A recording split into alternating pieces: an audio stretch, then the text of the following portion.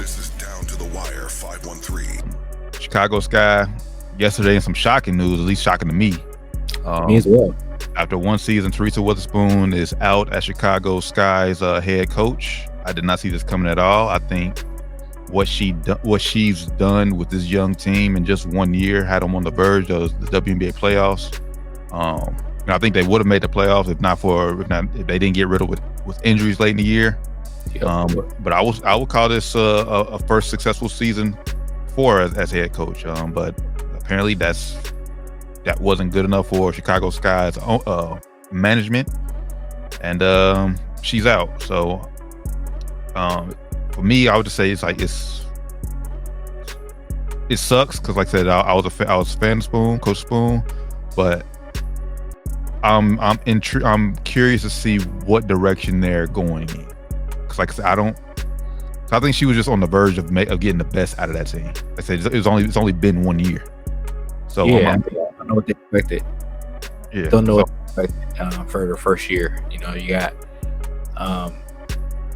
she had a locker room behind her. I think the players loved her.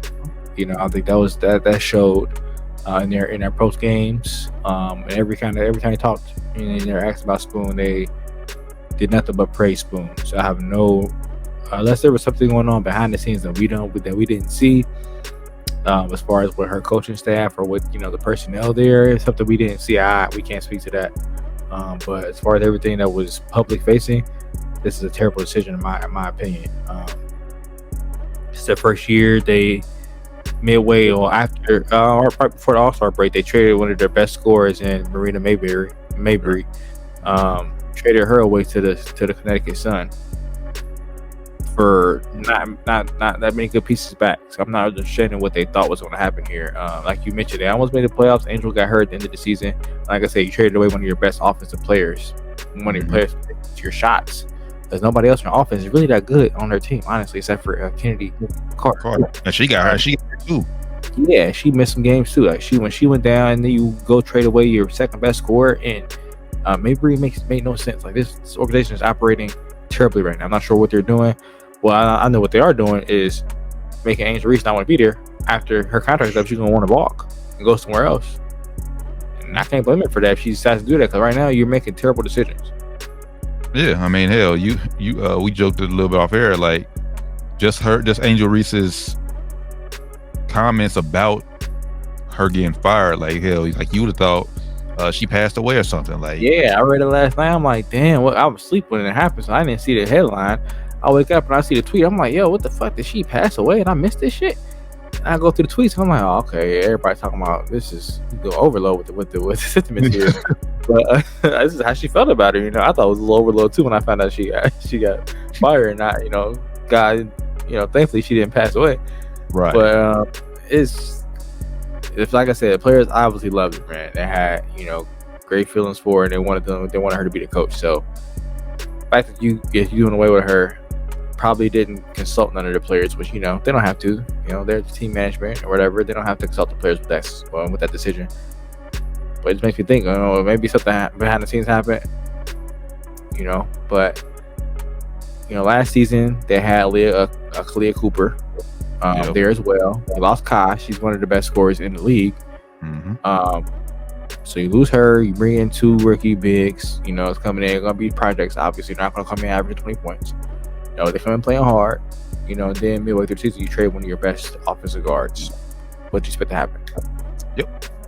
And that was one of my things for the season. I don't know if we talked about it on here, but I was like, I liked Chicago's roster. I just think they needed.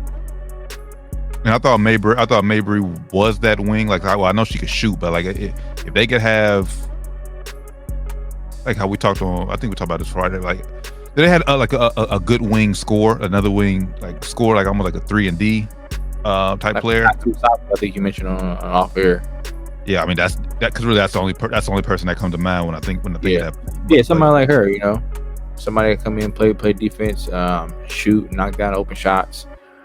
They could have put them over the top. Like I said, maybe he's a pretty good offensive player, but she's more like a secondary or like even like a third kind of scorer because she's a volume shooter. She's not really going be efficient with her shots, so she kind of needs to get more open shots. And she wasn't really getting any open shots because their offense was just her and Kennedy Clark. Kennedy Clark, they had nobody else really could score.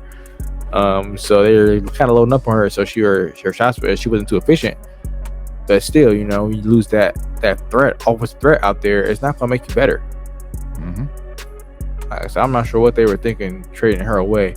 I thought maybe they saw something in the other girls they got back that maybe we didn't know about. But one girl,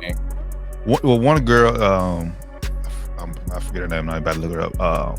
I know she's a sharpshooter. She's a young guard, and she can shoot. I know she can shoot. She's younger than Mayberry, and I think that was just more a move for Connecticut, like just trying to go all in basically. But still, even Mayberry looked good, and for them too. He had got the WNBA playoff record for points off the bench in the first playoff game with them. So, but even still, you trade her away. I just don't know much more did you expect for her in 1 year work. So it's very confusing to me. I would hate to say they're trying to. Well, hell, not Juju because she got 2 more years. I think 3. Yeah, well, yeah. Well, she can come out. I think can you come out as a junior? Yeah, I think you can. Okay, yeah. You got 2 more, at least 2. I think yeah, some girls come out as junior. So I think that's still even too early to think about tanking. So I don't know. Way too early. Like I said, you're gonna mess around, lose Angel trying to tank for Juju, and now so she's gonna come up with the same problem, So I don't know what man. I think Ash watching on my iPad. Maybe I don't know. Mercury head coach and no WNBA experience, highest paid coach in WNBA history, made it to the playoffs with 3 Olympians. He can't win 1 playoff game. Yes, Ash. Talk gods. Oh yeah. Okay. Oh yeah. Talk about Mercury head. Yeah. I mean, they did have a tough matchup against the Lynx though. Like Lynx. Yeah, Lynx. I mean, the Feast averaged under 40 against them. The Feast was going ham, bro. If she something like that, they might win the whole thing. If we be in the Buck, they really should only have 2 Olympians. If we be, I mean, they put Teresa on the roster because of her legacy. So yeah, that was legacy pick for sure. Definitely legacy pick. And I don't know if you saw. Do you see they fired the coach in LA too? Kurt Miller. Kurt Miller got fired too, so he's on firing spree with WM. I think after 1 year with him too. Wasn't it 1 year? 1 year, yeah. No, he got 2 years. He got 2, yeah. But he just left the Sun, who was a good team. He should have stayed over there with Connecticut, man. He tripping. It was a good team going to the playoffs. You had to make a long playoff run every year. You go to be, sunny LA, thinking you're gonna be the head guy over there. 2 years, you out of here, man. And they had injuries too. You had Cameron Brink got hurt. Lexi Brown had to deal with a lot of the season. So I don't know what they expected out of him either. Yeah, the NBA crazy, man. I thought the NBA was tough on coaches. Sheesh. Well, with the expansion, maybe hopefully that they both get an opportunity with one of these new expansion teams. Yeah, they both are good coaches, so we'll see, man. Yeah, Cairo said, "Go Aces, y'all." Yeah, man, we're gonna win the whole thing. You know how we do it. Tough matchup for us coming up. You got him that Aces onesie yet? Nah, I ain't got no onesie yet.